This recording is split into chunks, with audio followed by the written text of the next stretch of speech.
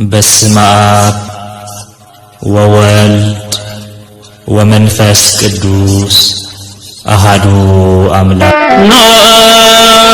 ተቀደሱ በብርሃኑ ተመላለሱ።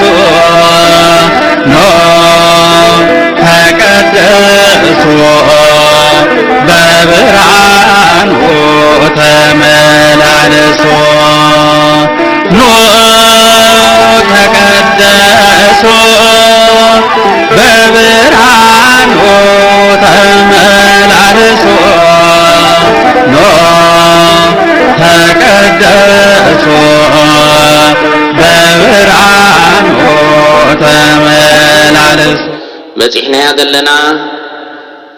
ዕለተ ሐሙስ ወይ ድማ በትግርኛ ሐሙሻይ መዓልቲ ካብ ስነ ፍጥረታት ኮይኑ እዛ መዓልቲ እዚኣውን ናታ ዓቢ ምስጢር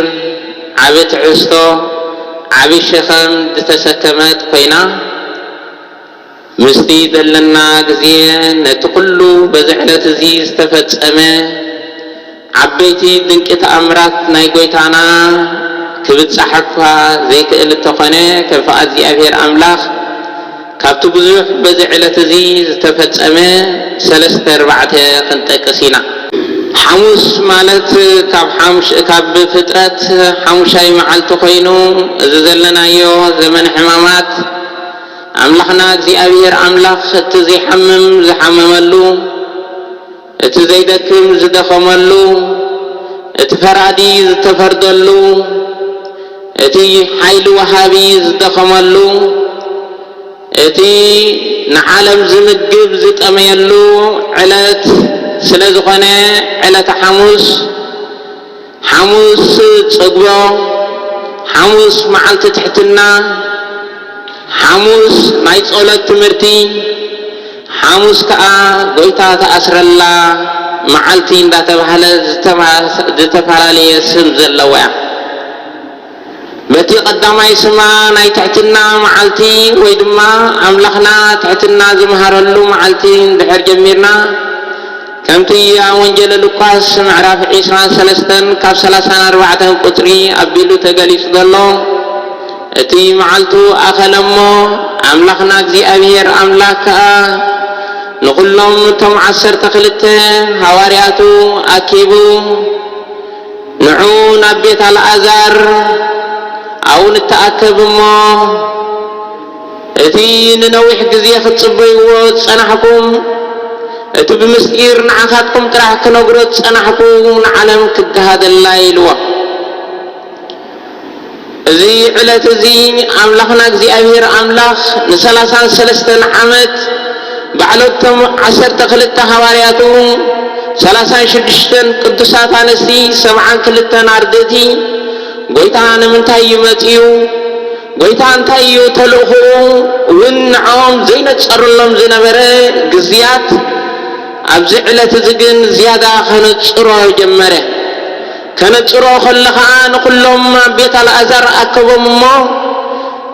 ኣብ ሓደ መኣዲ ቅድሚ ምቕማጦም ጎይቶኦም ክዕጠቕ ረኣይዎ።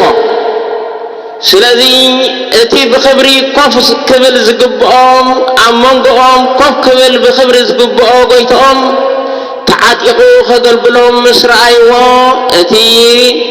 ሊቅ ዝኾነ መራሒ ናይ ሐዋርያት ቅዱስ ጴጥሮስ ጎይታ እንታይ ትስራሕ ኣለኻ ብሎ እስኻ ብኽብሪ ኮፍ ክትብል ንሕና ከዓ ከነገልግለካ ዝግባእካ ስለዚ ዝተሰርሖ ዘለኻ ስራሕ እንታይ ኢሉ ኩሉ ተሓዋዊስዎ ስለ ዝነበረ ሐዋርያ ጴጥሮስ አፉ ከፈተ። አፉ ከፊቱ ከዓ ጎይታ ተዓጢቑ ነቲ ማይ ቀሪቡ ኣብ ቅድሚኦም ኮፍ ኢሉ ተንበርኪኹ አነ መምህር ትብሉኒ ሓቅኹም ኣለኹም አነ ጎይታ ትብሉኒ ሓቅኹም ኣለኹም እወ አነ ጎይታን መምህርን እየ ኣብዚ ዕለትን ካብዚ ሕጂ ሰዓትን ግን ሓደ ዓብዪ መንክር ዝኾነ ነገር ክምህረኩም እየ ኢሉ እቲ በዓል ብዙሕ ምሕረት መፍቀሪ ደቂ ሰባት ዝኾነ እግዚአብሔር አምላኽ ንኹልና ዝኸውን ሓደ ዓብይ ትምህርቲ ገደፈልና ክብሪ ንስሙ ይኹን። ስለዚ ኩሎም ተኣኪቦም ጎይታኻ ተዓጢቑ እግሮም ክሓጥቦም ምስ ረኣዩ ሐዋርያ ጴጥሮስ ነፍሱ ክገብረሉ ኣይከኣለን። ከምዚ ድማ በለ ጎይታይ ንስኻስ ንሕና ተደቢርና ደኣ ክንሓጥበካ ይግብአና እምበር ንስኻ እግረይ ክትሓፅብሲ ፍጹም ኣይውዕለን እየ። እዚ ንዓይ ድፍረት እዩ። እዚ ኣነ ኣብ ቅድሚኻ ክገብሮ ዘይግብአኒ እዩ። እዚ ኣነ ክውዕሎ ዘይግብአኒ እዩ። ስለዚ ነዚ ነገር እዚ ኣይውዕሎን እየ ኢሉ ጨርሐ። ጎይታና እግዚአብሔር አምላኽ ግን ከነጽሮ ነገር ክምሮ ዘለዎ ነገር ስለ ዝነበሮ ጴጥሮስ ንዓዳ በዚ ዕለት እዚ ኣነ ዝሓጽበካ በዚ ዕለት እዚ ኣነ ዘገልግለካ ጎይታኹምን አምላኹምን ከም ዝኾንኩ እኳ ትፈልጡ እንተኾንኩም ሓቂ እውን እንተኾነ ሕጂ ግን ንዓኹም ሓደራ ዘሰኩመሎ ኢሉ ተደቢሩ እግሪ ሐዋርያቱ ክሓጽብ ጀመረ። ስለዚ ሐዋርያ ጴጥሮስ ወጠጥ በለ። ኣይተሓጽበንን ኢኻ ኢሉ ወጠጥ ክብል ከሎ ጎይታ ግን ናብ መጨረሻ ቃል ኣጋሃደሉ እንታይ እንዳበለ ጴጥሮስ በዚ ዕለት እዚ እግርኻ እንድሕር ሓጸብኩኻስ ምሳይ ክፍሊ የብልካን ኢልዎ። ስለዚ ቅዱስ ጴጥሮስ እዚ ትምህርቲ እዚ ካልእ ተልእኾ ከም ዘለዎ ተረዲኡ ጎይታይ ኩሉ ህይወተይ ኩሉ ናብራይ ገዲፈ ምሳኻ ልዕሊ 3 ዓመት ኮለል ዝበልኩ ዓለም ገዲፈ ንዓኻ ዝመረጽኩስ ምሳኻ ክፍሊ ዝኸልኣኒ እንድሕር ኮይኑስ እግረይ ጥራሕ ዘይኮነስ ኩሉ ነፍሰይ እምበኣር ሕፀበኒ ኢልዎ። እግረይ ጥራሕ ኣኻሊ ይኮነን ናትካ ክፍሊ እንድሕር ዘውህበኒ ኮይኑ እግረይ ጥራሕ ዘይኮነ ኩሉ ነፍሰይ ሕፀበኒ ኢልዎ። ጎይታ ከዓ ኩሉ ነፍስኻ ዘይሓፅበካን እየ ምኽንያትኩ ንስኻትኩም ሙሉኣት ኣይኮንኩም ንዘለኹም ካብ መንጎኹም ሓደ ጎደሎ ኣሎ። ምሳኹም ክኸይድ ፀንሐ ቃለይ ክሰምዕ ፀንሐ ናተይ እምነት ብርቱዕ ፀንሖ ኣብ መንጎኹም ሓደ ዝጠልመኒ ኣሎ። ስለዚ ሙሉእ ኣካልካ ዘይሓፅበካን እየ ንዓ ጥራሕ ዝበልኩኻ ግበር ኢሉ እግሪ ደቂ መዛሙርቱ ጎይታና ሓፀበ። ክብሪ ምስጋና ንዕዮ ኩልና። ከምኡ ስለ ዝኾነ ሊቃውንቲ ቦታትና ኣርዳእዩ ከበበ ኮኖሙ ኣበ ወእመ ወመሃሮሙ ጥበበ። ነቶም ኣርዳእዩ ኣኪቡ ንዖም ክንድደን ክንድቦን ኮይኑ ዓብይ ጥበብ ከኣምሂርዎም። እንታይ ዓይነት ጥበብ እንተበልና ጥበብ ትሕትና። እታ ጥበብ እቲኣኻ ከምዚ እንዳበለ ንዖም ኣማሕፀና ኣነ ከምዚ ዝሓፀብኩኹም ንስኻትኩም ከዓ ንዘለዓለም እግሪ ኣገልገልትኹም እንዳሓፀብኩም ንበሩ። ከምዚ እንተገበርኩም ሓደራ ይፈፂምኩም ኢኹም ኣብ መጨረሻ ከዓ ናተይ ሕብረት ክህልወኩም እዩ ኢልዎም። ክብሪ ምስጋና ንእግዚአብሔር አምላኽ ይኹን። እዚ ትምህርቲ እዚ ቀዳማይ እምበኣር ትምህርቲ ትሕትና ኢላ ትፅዋዖ። እቲ ጎይታ ንኣገልገልቱ ዝተገዝኣሉ እቲ ጎይታ ንእግሪ ኣገልገልቱ ዝሓፀበሉ ስለዚ እዚ ሓደራ እዚ ንገዛል ዓለም ይንበር ኢሉ ስለ ዝኣዘዞም ኣቦታትና ሐዋርያት ጎይታና ድሕሪ ምዕራጉ ዓመት መፀ ኣብ ትንሣኤ ዕለት ሐሙስ ንኩሎም ምእመናን ኣኪቦም እግሪ ናይ ኩሎም ህዝቢ እንዳሓፀቡ ይነብሩ ኣለዉ። ካብ ኣቦታት ሐዋርያት ክሳብ ሕጂ ኣቦታትና ካህናት ከምቲ ጎይታ ንሱ ጎይታ ንሱ ዓብይ ዝነበረ ካብ ሓንቲ ቤተ ክርስቲያን ድማ ትዝዓብየ ካህን ሎሚ ኣብ ቅዱስ ቤተ ክርስቲያንና እግሪ ምእመናን እንዳሓፀበ ይነብር ኣሎ። እዚ ከዓ ኣብ ቅድሚ እግዚአብሔር አምላኽ ንሕና ነንሕድሕድና እንድሕር ተጋላጊልና ንሕና ኣነ ዓብይ ኣነ ጎይታ ንስኻ ተገልግለኒ እምበር ኣነ ጎይታ ኣየገልግለካን እየ ምእንታን ከይንብል ሎሚ ነቦታትና ሃዋርያት ነቦታትና ካህናት ሓደ ዓቢ መልእኽቲ ኣሕሊፍሎም ኣቦታትና ድማ ዓመት መጽ በዝዕለት እዚ ንኩሉ ህዝበ ክርስቲያንና ቤተ ክርስቲያን ብምእካብ እግሪ ናይ ኩሎም ምእመናን እንዳሰዓውን እንዳሓጸውን ይነብሩለው። ስለዚ ዝሕጽወዚ ከምቲ ሃዋርያት ክፍሊ ናይ ጎይታ ንኽረኽቡ ዝገበሮም ንሕና ድማ ክፍሊ ናይ ጎይታ ንኽንረክብ ክገብረልና ናይ እግዚአብሔር ኣምላኽ ቅዱስ ፈቃዱ ይኹነልና። እዚ ሓደራ ትሕትና ነቦታትና ሃዋርያት ጥራሕ ዘይኮነስ ኩልና ኣነ ዓቢ ኣነ ዝለዓልኩ ኣነ ምሁር ንስኻ ከተገልግለኒ ኣለኻ ከይበልና እንታይ ደኣ ብትሕትና ንኣገልግሎት ክንተግህ ብትሕትና ኣነ ንእስ ኣነ ዓቢ ዘይኮነ ኣነ ንእስ እንዳበልና ክንነብር እዚ ዕለተ ትሕትና ኢላ ቅድስቲ ቤተ ክርስቲያንና ትጽውዕ እሞ ኩላና ምእመናን ብትሕትና ውሽጥና መሊኡ ትዕቢት ካብ ውሽጥና ኣልጊስና ብትሕትና ብቅድሚ እግዚአብሔር ኣምላኽ ክንቀውም ንሱ ጥራሕ ዘይኮነ ኸዓ ኣብዚ ዓለም እዚ ጥራሕ ዘይኮነ ትሕትና መኽሰባ ኣብ ቅድሚ እግዚአብሔር ኣምላኽ ከዓ ትዕቢ ኣብ ቅድሚ እግዚአብሔር ኣምላኽ ከዓ ክብረት እተውህብ ስለ ዝኾነት ትሕትና ለቢስናያ ክንነብር ቅዱስ ፍቃድ ናይ እግዚአብሔር ኣምላኽ ይኹነልና። እቲ ካልኣይ ዓቢ ምስጢር ናይ ዝዕለት እዚ ጎይታ እግሮም ምስ ሓፀቦም ድሕሪኡ ንኩሎም ሃዋርያቱ ኣከቦም እሞ ከምዚ ድማ እንዳበለ ተዛረበ። ልክዕ ከምቲ ኣብቲ ዮሐንስ ወንጌላዊ ምዕራፍ 6 ብምዕራፉ እንረኽቦ እቲ እንጀራ ኣብ ቅድሚኡ ቀረበ፣ እቲ ጽዋዕ ካብ ቅድሚኡ ቀረበ። ስለዚ ተንስኡ ጎይታ ንሰማይ እንዳጠመተ እዚ ምእንትኻትኩም ዝቁረስ ቅዱስ ሥጋ እዩ፣ እዚ ናይ ሓድሽ ኪዳን ቅዱስ ሥጋ እዩ፣ ካብዚ ዝበልዐ ናይ ዘለዓለም ህይወት ክረክብ እዩ። ነቲ ጽዋዕ ኣልዒሉ ኸዓ እዚ ምእንትኻትኩም ዝፈስስ ደመ እዩ፣ ካብዚ ዝሰቲ ኸዓ ናይ ዘለዓለም ህይወት ክህልዎ ኢሉ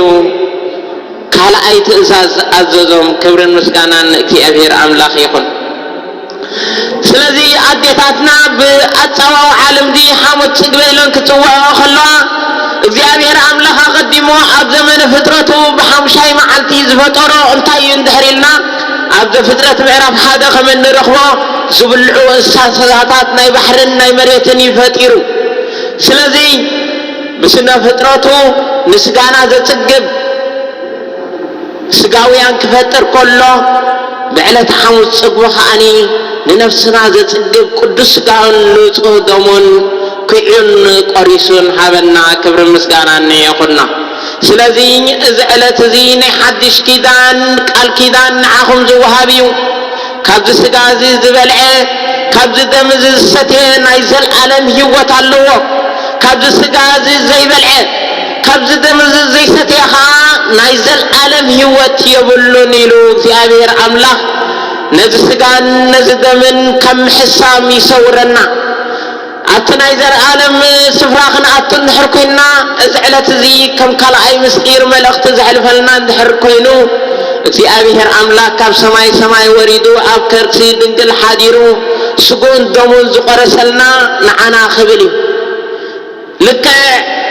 ከምቲ ኣብ ቀዳማይ ፍጥረቱ ንስጋና ዘጽግብ እንስሳታት ፈጢሩ ዝሓደገልና ኣብ ዕለተ ሐሙስ ከዓኒ ንነፍስና ዘጽግብ ስጉን ደሙን ሂብና። ናይ ብሓቂ ንስጉ ጥራሕ ዘጽግብ ዝሰርሕ እንስሳ ጥራሕ እዩ። ንሕና ግና ከምቲ ፍጥረትና ናይ ሰማያውን ናይ ምድራውን ባህርያታት ዘለዎ ሰለስተ ናይ ሰማያዊ 4 ከዓ ናይ ስጋዊ ዘለዎ ነናቱ መግቢ ስለ ዘድልዮ እንስሳታት ጥራሕዮም ንስጋ ዘጽግብ ነገር ዘድልዮም። ንሕና ግን እንስሳታት ስለ ዘይኮንና ሰባት ስለ ዝኾንና ናይ ነፍሲ ዘጽግብ ከዓ የድልየና እዩ። ንሱ ከዓ ቅዱስ ስጉኡን ንጹህ ደሙን ማለት እዩ። ስለዚ ሓደ ሰብ ንስጉ ጥራሕ ዘጽግብ እንድሕር በሊዑትን ድብል ኮይኑ እቲ ሰብ እቲ እንስሳይ ማለት እዩ፣ ሰብ ኣይኮነን። ከምኡ ስለ ዝኾነ ከዓ እዚ ዕለት እዚ ምስ ስነ ፍጥረት ከነማሳጥሮ ከለና ኣቦታት ከማሳጥርዎ ከለዉ ኣቐዲሙ እግዚአብሔር ኣምላኽ ብሓሙሻይ መዓልቲ ናይ ስጋ ፍጥረታት ንስጋ ዝብልዑ ክፈጥር ከሎ ብዕለተ ሐሙስ ከዓ ንነፍሲ ዝብላዕ ቅዱስ ስጉን ንጹህ ደሙን ሂቡና። ከምዚ እንዳበለ ድማ ተማሕፂኑና نزل عالم نعنا زخون كابز سجازي زبلع كابز دمزي زستي نايزل عالم هيوت اللوا كابز سجاين دمين زي بلع جن مساي حبرت يقولون إلنا سلذي بزعلة زي هزبك زي أبير أملا زعلة زي نعنا أيو جزازه ومنا بحر كوين الله خينو زي قرمنا زي تنسعنا بحر كويننا مسك زي أبير أملا كفلي ابننا زي أبير أملا زحمم وحمام ذهبوا حدرا أوانا كون بحر كون كوينو نزل زي أبير أملا بزعلة زي ذهبنا كبري كن اللابس نايجي أبي نحنا تبقسو نايجي أبير أملاك كأتسقى خلونا نايجي أبير أملاك قد سؤال يقول لنا مستدلنا جزية اتصال ساي مسير بزعلة استفدت سمها قويتا تسعتات تحزلو يمتصح كم ذلو سلد فلتا نسألت تجه نسألت تسيو او أبوي اندابلا يختل خلو ازخاص داونتو خنقر لكع كم تخنبب زو عليه هم بسقاو وإي حمامي بملكوتو إلو خنبب كم زو على أبز متحف حمامات اتبسقا زحامم قويتا ملكوتو قن حمام زي وهادو أملاخ تسعات زتحازلو بزيو مسمتحي نصولوت تقه نصولوت كتقه كله ملسيلون ترعيهم قنتم هواريات دكيسون تصلحو نعم أننا قيحو خاء أفتنا خيتأتو تصليلوا أفتنا خيتأتو تقول تصلينيلوا إذا زبالخا نعم ترح زي كونه نخلنا بسقا دكيسنا ذلنا نخلنا بنفسنا دكيسنا ذلنا نخلنا بحلنا دكيسنا ذلنا أفتنا نخينأتو كابزي حمامنا سقانا نفسن وديقنا أو خين تحل كابتاني عالم فتنا من تان كنوت صلاة سلازد ليناي نمكر عزوت صلاتيو نحمام زفوس صلاتيو كاب عزقتي زمحر صلاتيو نسلام زبره صلاتيو كوم سلاز خوينه نعانا صلات من تان كمهرنا ستحزلو غزيه مسوتحه صلات مهيرنا صلات كان حواريات مهيرهم صليو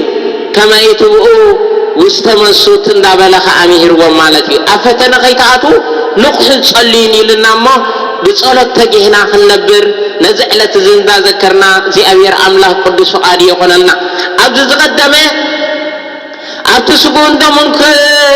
قرس كله حواريات تاكيهم حدا خباهم زتحزني الله مسولهم كلهم حواريات حزون يبل كلهم حزينهم نعخادت حزكاس منيو كبخا تماهرنا عبي ناس نسخا كل سنة يجركا الناس نعخادت حسي منيو اندابلو خلو يهودا اسكورتا وذن وشعو ازيو تربش ايلوها حتيات اندحر جركا ميشم ازي خاخا تربش كفات اندحر مليو كان قصانت يبلكان كوم سلد غني يهودا اسكورتاوي منتان مخنيات كيركب اغروت حاتيو مسلم حواريات منتان مخنيات كيركب كابتو قدس قربان كقريب منتان كل مخنيات كعصو مخنياتو قدس قربان تخليو انت زنبر نعاي سلد فلين يلو مخنيات مسقبره اما كرشا قن اتزت حزو نسوخم مسكونه مسفلته سيطان كا ابلبو حادره يبل زي ابير عملاق سيطان ابلبنا خم محداري صورنا سلازن تايلو قويتا أتزتنبلنا ما توس عسران شدشن كاب عسران قدر خصاب عسران تعتن دهرينا تن عايزة حزنس بها كي تفتر تريفوا مفتار نعون تايلوا كنتيو إذخان منيني يهوداي يهوداس بها نسخاس كي تفتركا بها نسخاس حموخ الشوخين كاتريفكا مغنياتو كابتين قويتها أتحسكا أترخوا عزوي كاوز خفي يلن يلوا بحكي بزعلة ذي نحواتنا كنودق نسبات كنودق نسبات كنحمي نسبات تحت قطعم نخخدو ان تسعر دلنا كمزنا يهودا بخا زي مفتقرنا مسحاشرنا مغنياتو قويتاني يهودا انتايلوا نقويتها تسكل سخاس بخا زي مفتقركا مسحاشركا يلوا ناي بحكي كومسنا زغنها يهودا نتم لكانات مسد حدو شعن شعو ተረበሸሞ ዝኾነ ጠፊዎ ክሕነቕ ኢሉ ናብ በረኻታት ከይደ እንተኾነ ግን ኩሉ ክሕነቕ ኢሉ ዝመፀ ወላ ገረብ እውን ገመድ እንተሰቐለላ ኩላ መሕነቒ ቦታ ሲኢኑላ ማለት እዩ ናይ ብሓቂ ንሰባት እንድሕር በዲልና መእተዊ ዝፀፍአና ንሰባት እንድሕር ኣጉሂና መእተዊ ናንስእነላ ነዛ ህይወትና መጨረሻና እውን ክፉእ ኣጣፋፍኣ ንጠፍእ እግዚኣብሔር ኣምላክ ካብ ከምዚ ዓይነት ይሰውረና ኣብ መጨረሻ እታ ግዜ ትኸደና ስለ ዘላ በዛ ዕለት እዚኣ ልክዕ ሰዓት 9 ጎይታ ዝተታሕዘላ ሰዓት 9 ምሸት ሕጂ ጎይታ በቶም ፈሪሳውያን ሊቃነ ካህናት ዝተታሕዘላ ይሁዳ ኸዓ ስዒሙ ንጎይቱ ዘትሕዘላ ዕለት እያ ስለዚ ነገር እዚያ ድማ ቤተ ክርስቲያንና በዚ ዕለት እዚ በዚ ሕማማት እዚ ምስዓም ዘይትፈቅድ ስለዚ ከትሕዝዎ ምስ ወፁ ኩሎም እቶም ሊቃናት ምእንታን ከለልይዎ ተማኺሮም ስለ ዝነበሩ ብዕለተ ረቡዕ ከምቲ ትማር ተማሃረና ኣነ ክስዕሞ እሞ ትስዕሞ ከዓ ንስዩ ትትሕዝዎ ኢልዎ እንዳሰሓቕና ሰብ እነውድቕ ምሳኻ ኣለና እንዳበልና ንሰብ መከራ እነዝግቦ ሰባት ብዙሓት ኢና ይሁዳ ድማ እንዳሓረቐ ዘይኮኑ ንጎይቱ ኣትሒዝዎ እንዳሰሓቐን እንዳሰዓሞን እኳ ንሰባት ፍሽኽ እንዳበልና መቃብር እንኹዕተሎም ኣዝና ብዙሓት ኢና ኣብዚ መፅሓፍ ሕማማት ወልክዕ ከምኡ ይኽብል ፀኒሑ እቶም ከምዚ ዝገብሩ ሰባት መከርኦም መጻእዮም ኣዝዩ ጸልማት ኢሉ እግዚአብሔር አምላክ ካብ ከምዚ ይሰውረና ስለዚ መጪኑ ጎይቶ መስዓሞ እትፈጣን ናይ ተልእኮ ዝኾነ ቅዱስ ጴጥሮስ መጪው ነቲ ወተሃደር መጨረሻ መጀመርያ ንጎይታ ክሕዞ ተሓሰበ እዝኑ ጨረሞ አቦ ምሕረት ዝኾነ አምላኽና ግን ጴጥሮስ ከምኡ ይትግበር ሴፉ ደውፅአ ብሴፍ ዝሃርም ብሴፍ ይጠፍእ ኢልዎ بسيف سبعة النتف بزحاتنا أما كرشا جن متفقنا بسيف يخون أتي سيف غير زهر متفوقها بسيف يمو سيف كان بسفر عمل السائلوا كرهانا بسفر عمل السا إلو شعون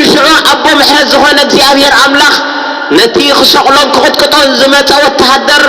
أزنو فوسو فواسي كل ዝኾነ እግዚአብሔር አምላክ ናይ ስጋና ናይ ነፍስና ንፈውሲ ክብበና ናቱ ቅዱስ ፈቃድ ይሆነልና በዝግን ልቦም አይተሰብረን እቶም ሙሉአት አይሁዳውያን ፈሪሳውያን ሊቃነ ካህናት ሰይጣን መልይዎ ዝነበረ ልቦም እዚ ሁሉ መንክራት እንዳርአዩ ልቦም ክስበር አይከኣለን ክትዓስውን አይከኣሉን መጽሐፍ ቅዱስ እውን ከምኡ ይብል ንሓደ ሰይጣን ተውፅኦሞ ተመሊስካ እንድሕር ሓቲካ ግን ሸውዓተ ጋንንቲ ካልኦት ይሒዙ ዝመጽእ ኢሉ እግዚአብሔር አምላክ ካብ ከምዚ ይሰውረና ስለዚህ ልቦም በአጋንንት መልዩ ስለዝነበረ እዚ ሁሉ ምሕረት እንዳገበረሎም ክርዩ ከለው መሐሪ ኢሎም ክምሕርዎ አይደለዩ ስለዝኾነ ድማ ንጎይታ እንዳቀጥቀጡ ወሲዶሞ ስለ ሰዓት 9 ልክዕ ጎይታ ዝተሓዘላ ክሳብ ፅባሕ ሰዓት 3:18 ሰዓት ካ 15 ሰዓት ዝግረፈሉ ሰዓት እዩ ምንታና ኢሉ ዝግረፈሉ ሰዓት እዩ እቲ 3 ሰዓት ካ ዝተሰቕለሉ ሰዓት እዩ بعبيو صباح بب ساعاتو تتمرت وهابناي ناي ساعاتو تمرت سلادلو بممهرانا بوتاتنا وهابناي نزي ادما بيت كريستياننا 18 ساعات صيمنا كنقرب زغبانا الى تمهرنا لو معلت بيتانا لكع ساعات 9 بتم ጨካናት አይሁዳውያን ዝተዓዘሉ ዕለት ስለዝኾነ አቦታትና ሐዋርያት ድማ ካብሎም ሰዓት 9 ተሒዞም ከም ልምዲ كساب فرق ليتي سنبت انجيران ماين كيلا خوفيهم زحالفوا نحنا نزي دين خؤلو اقوان تخونا بلبنا جن كاب كل حاتيات سويرنا كاب سقا اقوا خنكلكل بقعات اتم بقعات زي بلنا مالتيو بقعات انتي بيهالونا كاب كل حاتيات جن لبنا انتينا بفلاي زقنا زي ناي زمانات صدقي انه هللولو ስለዝኾነ እንዳሰገና እቶም ንኽእል ተዋሓደ እቶም መንስያት ምናዳ ክሳብ 6666 ተዋሓደ እንዳሰገና ብፍላይ ከዓ ካብሎም ምሸት ናይ ጎይታ مقرافن مقطقاطن اندا ذكرنا እግዚአብሔር አምላክ ክሳብ ጸባህ በመሕረቱ ቀጽናና እግዚአብሔር አምላክ ቅዱስ ፈቃድ ይሆነና ስለዚህ መሐረና እግዚአብሔር አምላክ ክብር ምስጋና ነው። በስመ አብ ወወልድ ወመንፈስ ቅዱስ አሃዱ አምላክ ተቀደሱ በብርሃኑ ተመላለሱ ተቀደሱ በብርሃኑ ተመላለሱ ተቀደሱ በብርሃኑ ተመላለሱ ተቀደሱ